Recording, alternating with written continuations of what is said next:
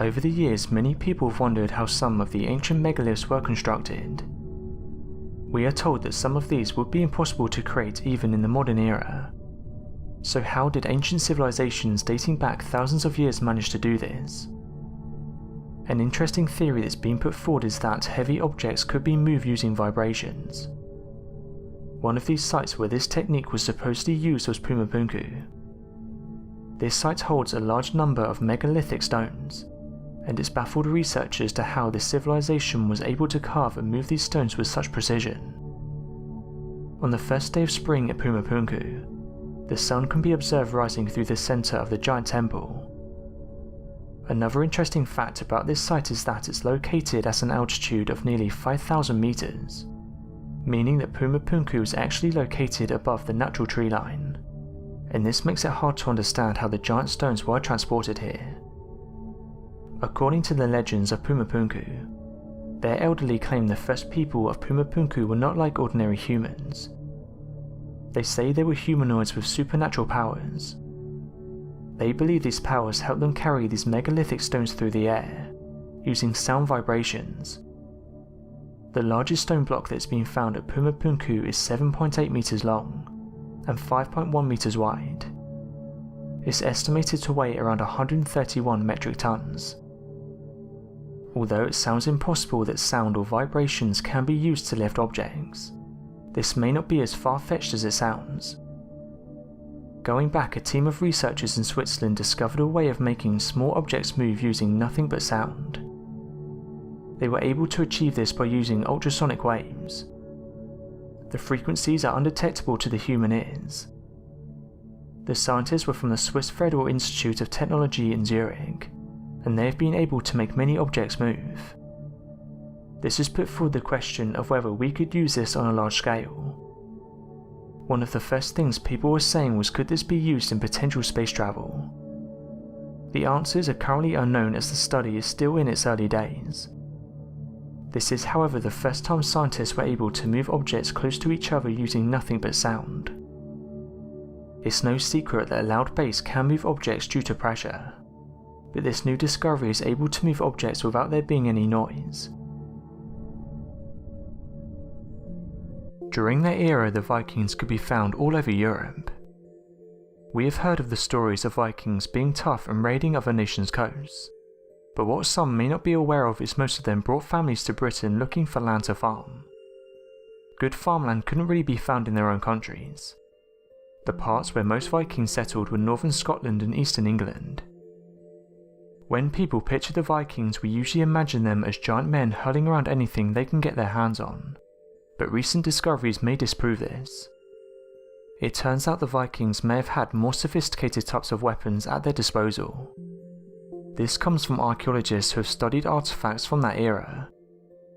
Historical researchers have found out the Vikings were seafaring people, and during their times they established themselves as tough warriors, traders and explorers. It's also known that Viking ships landed on the British Isles, and they decided to stay here because the land was much better for farming than in their own countries. As mentioned, they mostly settled in Scotland and eastern England, and ruled these areas for around 5,000 years. Archaeologists have studied in detail weapons from this era, and one that interests them is known as the Ulfar sword. This sword has been discovered in a few locations across Europe, and researchers have been able to trace it back to the Viking era. It's been suggested by specialists that it was created by someone who was extremely intelligent, and who had a great understanding of metals and welding. One thing that's confused researchers though is that this sword was created using an incredibly strong metal, and they can't figure out how this individual was able to achieve this. It's confused many as this sword would have been created during a time before such welding was actually done. So some have questioned how they created these swords, and as you can imagine, many theories have been put forward. The name of the sword has also been brought into question. The writing was found inscribed on the cross-section of the sword. Some researchers have put forward the theory that it could be the name of the place where the sword could have been created for battle. There is also a cross symbol that can be found on the back of the sword, and this is thought to be a nod towards the Roman Catholic Church, as they had a large hold over this region of the world. Another thing that's been brought into question is the heat source. The craftsmen would have needed extreme temperatures to fuse this weapon, and this didn't exist during that time. It's thought that maybe this technology existed in a time that we didn't think was possible. The Hayashi Forest has been a hotbed of mysterious reports from the locals living in Transylvania. The legends of the area go back to times from its original finding, including claims of vampire entities roaming through its trees. Further investigations from nearby residents have also located a large circular clearing at the centre of the forest, and what's strange is that it seems to not be visible from above. This clearing is reported as being a portal into another dimension, and that those who enter it may never return after doing so. Tourists often report sudden feelings of intense anxieties and nausea as they begin approaching towards the centre of the forest. There also seems to be a record number of panic attacks reported in the region as well. Over the years, many people have come forward with stories that involve the paranormal. One person said that they experienced what they called a black mass in the forest, further saying that it reminded them of a shadow, and when they looked at it they had felt as if all their energy had been drained from them. Others have said that while walking through the forest they have seen glowing orbs of light, and that they seem to be controlled as they can be seen bouncing through the trees. These objects measure between 30 centimeters and 2 meters in size, make no noise and are most commonly seen at night. It's unknown what they are, but locals are aware of them and have been seeing them for the last few decades.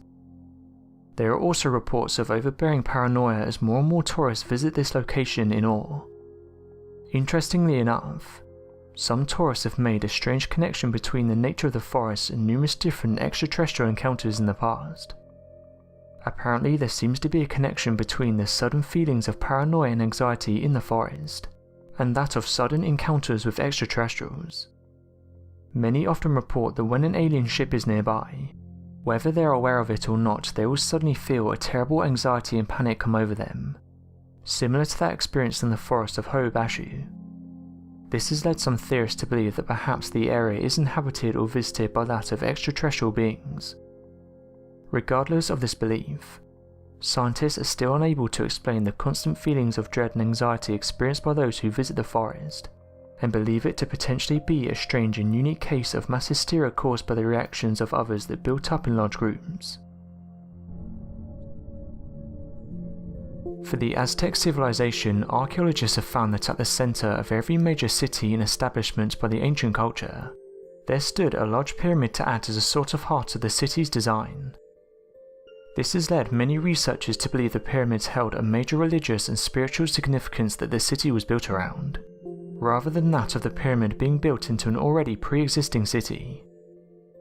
Additionally, given the large amount of importance that the ancient Aztec civilization had for that of human sacrificial rituals to their god of the war and god of the sun, many researchers believe the temple could have been used as a place of these rituals to be performed.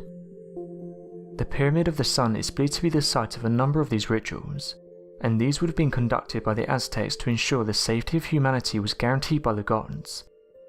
In fact, they believed that if their ritual was not completed, their god of war and sun would immediately seek out a bloodthirsty solution, and block the sun from the sky, completely casting the world into darkness, and preventing life from continuing.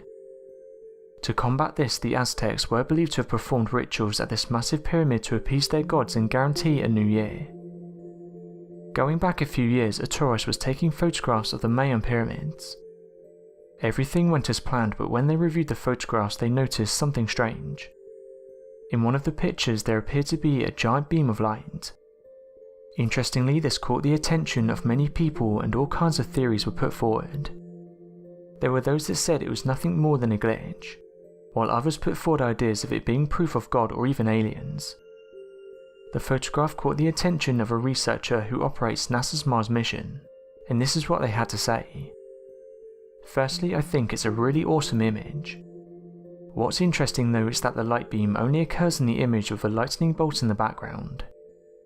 The intensity of the lightning flash likely caused the camera's CCD sensor to behave in an unusual way, either causing an entire column of pixels to offset their values, or causing an internal reflection of the camera lens that was recorded by the sensor. But there are still a few that believe this image shows something else. Over the years, archaeologists have done an incredible job uncovering some of our planet's secrets. One place that has fascinated many people is that of ancient Egypt. This is due to its rich history and incredible monuments. One important figure from this era is that of Ramses II. Ramses II was also known as Ramses the Great. He was the third pharaoh of the 19th dynasty, and led his new people into a new era. He was known as a great warrior and was respected by many across his kingdom. During his time he had over 200 wives, 96 sons and 60 daughters. One of the reasons Ramses the Great was viewed as godlike was because of the age he lived to. He passed away in his 90s and incredibly he outlived most of his children. He ruled over Egypt for 67 years, and was perhaps one of the most admired ancient kings. Many giant statues of him have been found all across Egypt. Egyptologists have said there's virtually no ancient sites in Egypt which do not mention Ramses the Great. Something that many of you may not be aware of is that going back in 1976, Ramses the Great was given an official Egyptian passport. This was because he was going to be travelling from Egypt to France. Archaeologists and Egyptologists have said the Great King was originally buried in a grand tomb in the Valley of the Kings. However, he was moved many times in fear of being stolen. Because of this, when he was eventually rediscovered, he wasn't in the best condition. It was due to this poor condition that Egyptian authorities decided it would be best to try and seek help. They found out that experts in France could help save the king, but weren't too happy with transporting the once great king. It turned out the trip needed to happen, so the ancient king ended up making the trip to Paris. Just because Ramses the Great had passed away though, he still had to follow the rules. Egypt law states that anyone leaving the country has to have the correct paperwork, and this even applies to people who are no longer living. Ramses the Great has his occupation as king. The Egyptian government later turned around and said they gave him the correct paperwork, so that it would ensure his safe return. After being sent to Paris, the researchers discovered he was around 5'7". Shortly after conducting their tests, he was sent back to Egypt. He is now on display in the Egyptian Museum.